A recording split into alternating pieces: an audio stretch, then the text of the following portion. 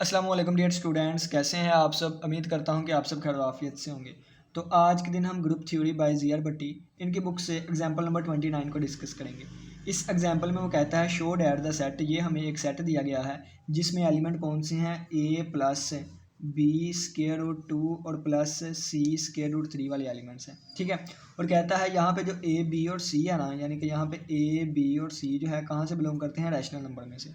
ठीक है, कहता है या तो ए ज़ीरो होगा, ठीक है, आइदर कहता है आइदर या तो A not equal to zero होगा, कहता है or B not equal to zero होगा या C not equal to zero होगा। कहने का मतलब है कि तीनों एक वक्त में ज़ीरो नहीं हो सकते। ठीक हो गया।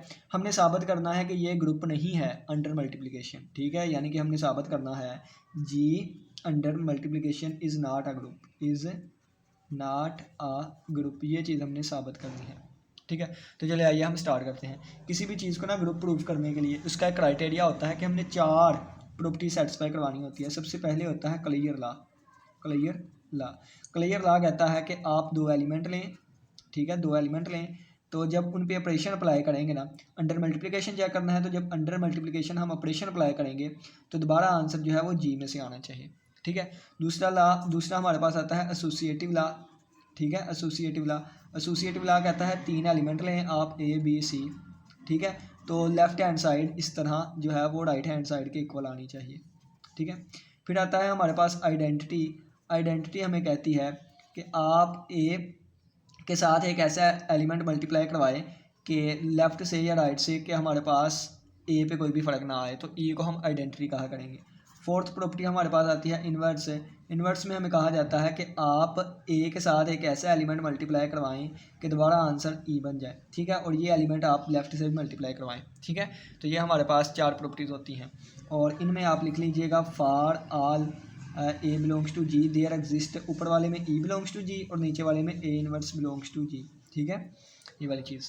तो चलिए जी हम साबित करवाते हैं अब, क्योंकि हमारे पास टाइम कम है तो इस वजह से मैं स्पीड के साथ बोल रहा हूँ। और ये सिंपल सी बातें हैं, पीछे वाले लेक्चर में हमने डिटेल से इनको भी डिस्कस किया था। ठीक है, तो चलिए जी, सबसे पहले मैं क्या करता हूँ, इस तरह के ना 2 एलिमेंट ले लेता हूँ, इस तरह के 2 एलिमेंट। ठीक है, तो फ़र्ज़ किया है कि अब यहाँ पे ए और बी तो नहीं ना ले सकता, ए बी पहले यूज़ हो रहे हैं, तो मैं कहता हूँ मैंने एक एक्स एलिमेंट ले लिया, ये वाला A1 B1 स्क्वायर रूट 2 और प्लस C1 स्क्वायर रूट 3। ये मैंने एक एलिमेंट ले लिया। ठीक है, एक एलिमेंट मैं वाई ले लेता हूँ, A2 plus B2 square root 2 और प्लस हमारे पास आ जाएगा C2 स्क्वायर रूट 3। ठीक है, अब इस वाले के साथ कंडीशंस लग जाएंगी क्या कि A1 B1 और C1 जो है ये रैशनल नंबर से बिलोंग करें, और इसके वाले के साथ कंडीशन लग जाएंगी क्या A2 B2 और C2 जो है ये बिलोंग करें रैशनल नंबर में से।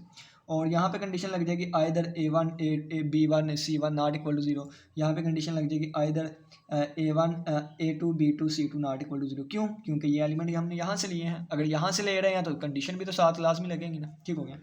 अब चलेंगे अंडर मल्टीप्लिकेशन हमने साबित करना है नॉट ग्रुप, तो सबसे पहले क्लियर लॉ पे चलते हैं। ठीक है, सबसे पहले हम क्लियर लॉ पे चलते हैं। क्लियर लॉ के लिए इन दोनों एलिमेंट को मल्टीप्लाई करवाऊंगा, तो इसका मतलब क्या है, A1 plus B1 square root 2 और प्लस C1 स्क्वायर रूट 3, ये मल्टीप्लाई होगा इसके साथ, यानी कि A2 plus B2 square root 2 और plus C2 square root 3। Multiply करेंगे, मल्टीप्लाई करना आता है, बचपन से यही तो सीखते आए हैं। पहले वाले को सभी के साथ मल्टीप्लाई करें, यानी कि बल्कि यहाँ पे करवाता हूँ, देखें A1 को सभी के साथ मल्टीप्लाई करूँगा।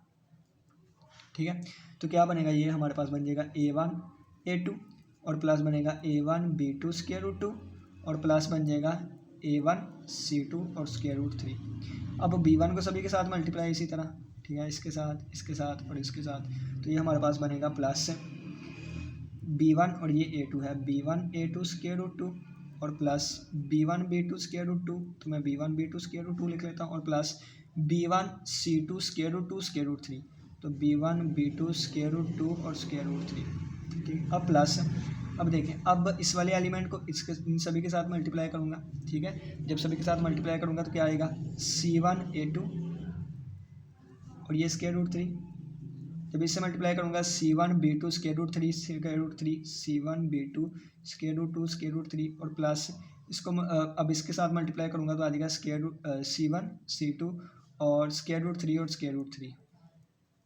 और ये भी हमारे पास जब B1 को इससे मल्टीप्लाई किया था तो स्क्वायर रूट 2 2 दफ़ा आना था। ठीक है, तो अगर आपको ये गलती मिल गई तो आप अच्छे से लेक्चर देख रहे हैं, और अगर आपको नहीं मिली थी ये लेक्चर तो फिर आप उसी तरह हैं जैसे क्लास में सोया बंदा और सोया बंदा। ठीक है, चलेंगे आगे देखें।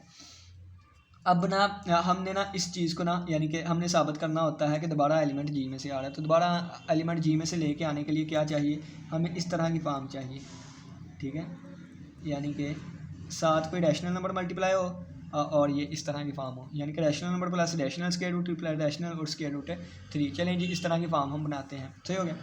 अब देखें यहाँ से पहले सिंपल वाली लिख लेते हैं। तो सिंपल वाली उठा लें तो हमारे पास A1 A2 plus A1 B, इसके साथ तो आ रहा है नहीं, ये भी सिंपल नहीं, ये भी सिंपल नहीं। अब देखें, अब ये जो है ना 2 दफ़ा आपस में मल्टीप्लाई होकर स्क्वायर रूट 2 बन जाएगा, क्योंकि स्क्वायर रूट टू किसके इक्वल हो जाएगा, इसके इक्वल आ जाएगा, 2 के इक्वल। तो मैं इसको लिख दूंगा 2 टाइम्स B1 और B2। और इसी तरह ये वाली चीज़ हमारे पास क्या बन जाएगी, 3 टाइम्स C1 और C2। ठीक है, एक ये चीज़ कवर होगी, ये चीज़ कवर होगी, ये चीज़ कवर होगी। अब इसके अलावा देखिए स्क्वायर रूट 2 वाले लिख लेते हैं। ठीक है, स्क्वायर रूट 2 वाले, तो स्क्वायर रूट 2 मैं कॉमन ले लेता हूँ। ठीक है, तो स्क्वायर रूट 2 जब मैंने कॉमन लिया तो बाकी क्या बचेगा, एक ये वाली आ जाएगी स्क्वायर रूट 2 वाली A1 B2 और स्क्वायर रूट 2 में लिख लेता हूँ। चलेंगे, एक ये आ जाएगा plus B1 A2 square root 2 और प्लस ये वाला आ जाएगा plus B1 B2 square root 2 square root 3 और ये आ जाएगा हमारे ये नहीं, ये भी नहीं हुआ, ये वाला आ जाएगा plus C1 B2 square root 2 square root 3। बस जी, स्क्वायर रूट 3 वाला लिख लो, एक ये आया और स्क्वायर रूट 3 वाला ये रह गया। ठीक है, अब आप कहेंगे कि स्क्वायर रूट 3 वाला ये भी आया, तो अपनी मर्जी है 2 वाले में लिख लो या 3 वाले में। मैंने 2 वाले में लिखा, आप 3 वाले में लिख लें। ठीक है, तो अपनी मर्जी, इसी तरह अपनी मर्जी इसको 3 वाले में लिख लें या 2 वाले में, अपनी मर्जी है। ठीक है, तो ये हमारे पास A1 A2 plus 2 B1 B2 हो गया और प्लस 3 C1 C2 हो गया। इसको हमने ब्रैकेट में बंद कर लिया। प्लस इन सभी में से ना स्क्वायर रूट 2 कॉमन ले रहे हैं, तो स्क्वायर रूट 2 कॉमन आएगा तो आ जाएगा A1 B2 plus B1 A2 और plus B1 B2 square root 3 और प्लस ये आ जाएगा C1 B2 स्क्वायर रूट 3 और इन सभी से स्क्वायर रूट 2 हमने कॉमन लिया है। आप चाहें तो 3 एक तरफ कर लें, 3 एक तरफ कर लें, यानी कि स्क्वायर रूट 3 वाला एक इससे मिला दें, अपनी मर्जी। तो इसमें से स्क्वायर रूट 3 कॉमन आ जाएगा। ठीक है, अब देखें, अब यहाँ तक बात पहुँच गई। अब देखें, हमने ये फॉर्म तो इस तरह की बन गई है, देखें।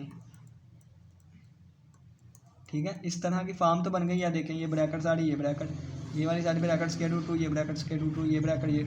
लेकिन ये देखें, ये भी रैशनल नंबर होगा। क्यों? क्योंकि A1 A2 B1 B2 क्या है, रैशनल नंबर्स हैं। मैंने बताया ना, ये क्या है, A1 B1 C1 A2 B2 C2 क्या है, रैशनल नंबर्स हैं। तो ये हमारे पास क्या है, सारे रैशनल नंबर्स हैं। ठीक है, ये क्या है, सारे रैशनल नंबर्स हैं। तो ये हमारे पास रैशनल नंबर से बिलोंग कर गया। अब ये सारे क्या है, ये भी रैशनल नंबर है। तो रैशनल नंबर को प्लस करें, मल्टीप्लाई करें, एट द एंड ये भी रैशनल हो जाएगा, यानी कि ये भी रैशनल नंबर आ जाएगा। ये भी रैशनल नंबर से बिलोंग कर, ये भी रैशनल नंबर से बिलोंग कर गया। लेकिन यहाँ पे स्क्वायर रूट 3 आ रहा है और स्क्वायर रूट 3 जब ये रैशनल बनेगा, जब रैशनल नंबर को इरैशनल से मल्टीप्लाई करें तो इरैशनल बन जाएगा, ये क्यू डैश बन गया। जब इरैशनल नंबर में इरैशनल नंबर ऐड करें या इरैशनल नंबर में ये इरैशनल नंबर, ये भी इरैशनल बन जाएगा। तो ये रैशनल ही रहेगा, ये भी रैशनल ही रहेगा। क्यों? क्योंकि इसमें स्क्वायर रूट वाली नहीं आ रही। तो ये भी रैशनल है, ये भी रैशनल। ये किन स्क्वायर रूट 3 की वजह से ये इरैशनल हो गया, स्क्वायर रूट 3 की वजह से इरैशनल हो गया। रैशनल प्लस इरैशनल, तो at the end irrational answer आएगा। तो इसका आंसर आ गया इरैशनल। तो ये हमारे पास ग्रुप में से लाई नहीं किया। ठीक है, नॉट लाइक जी। क्यों? ग्रुप नहीं कहना, जी कहना। ये जी से लाइक नहीं किया। क्यों?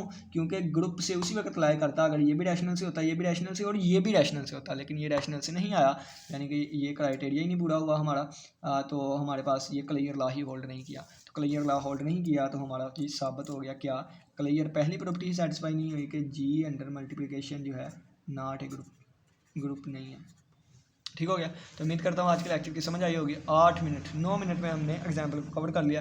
किसी बच्चे का कोई भी क्वेश्चन हुआ तो लाजमी पूछिएगा। इसी के साथ इजाज़त दें, अपना बहुत सा ख्याल रखिएगा। अल्लाह हाफिज़, अल्लाह निगहबान।